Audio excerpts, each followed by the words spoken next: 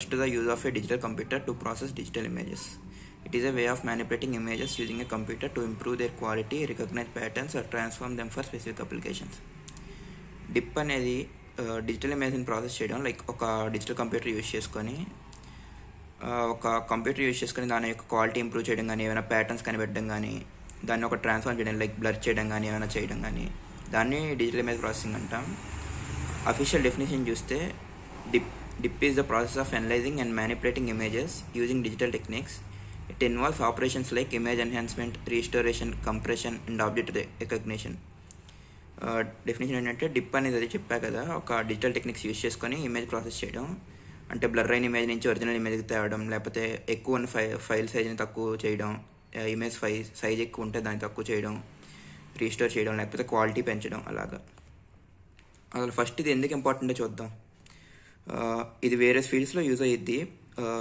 Medical imaging చూస్తే ఎక్స్రేస్లో, ఎంఆర్ఐస్లో, city స్కాన్స్లో use చేస్తారు. Satellites ఇమేజింగ్లో చూస్తే వెదర్ ఫోర్కాస్టింగ్, మ్యాప్స్లో కానీ యూజ్ చేస్తాం. ఫేస్ రికగ్నిషన్ అంటే చూసినట్టు సెక్యూరిటీ సిస్టమ్స్లో కానీ, మీ మొబైల్ డివైస్లో కానీ ఫేస్ రికగ్నైజ్ చేయడానికి. ఇండస్ట్రియల్ ఇన్స్పెక్షన్ అంటే ఏమైనా మ్యానుఫ్యాక్చర్ చేస్తున్నట్టు ఏమైనా డిఫెక్ట్స్ ఉన్న ఐటమ్స్లో అవి చెక్ చేయడానికి యూజ్ చేస్తారు. ఇంకా ఎంటర్టైన్మెంట్లో మీరు మూవీస్ బాగానే చూస్తారు కాబట్టి ఫిల్మ్ ఇండస్ట్రీలో తెలుస్తుంది కదా, ఇమేజ్ ఎడిటింగ్ చేయడం కానీ, ఫిల్మ్ ఎడిటింగ్ చేయడం కానీ, యానిమేషన్స్కి కానీ ఇది బాగా యూజ్ చేస్తారు డిజిటల్ ఇమేజ్ ప్రాసెసింగ్. డిప్లో మేజర్ స్టెప్స్ చూసుకుంటే ఇమేజ్ ఎక్విజిషన్, కెమెరాతో ఒక ఇమేజ్ని క్యాప్చర్ చేయడం. ప్రీ ప్రాసెసింగ్, అందులో ఏమైనా నాయిస్ ఉన్నా లేకపోతే క్వాలిటీ తక్కువ ఉన్నా దాన్ని ఎన్హాన్స్ చేయడం ప్రీ ప్రాసెసింగ్. ఇమేజ్ సెగ్మెంటేషన్, ఉన్న ఇమేజ్ని మల్టిపుల్ రీజన్స్గా డివైడ్ చేయడాన్ని ఇమేజ్ సెగ్మెంటేషన్ అంటాం.